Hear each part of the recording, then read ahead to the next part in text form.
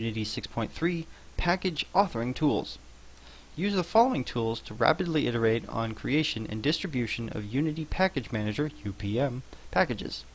Added a Create Package feature to avoid manual setup of UPM packages. This feature generates the required fields and folders for a UPM package.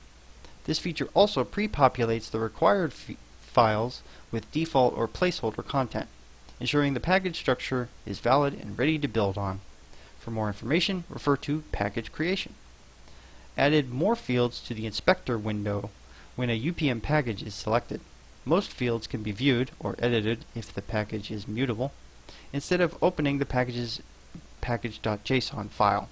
For more information, refer to Edit the Package Manifest. Added in-editor and command line support so package authors can create tarball files from packages and attach signatures to them. For more information, refer to Export and Sign Your UPM Package. And that was Package Authoring Tools section of Unity 6.3.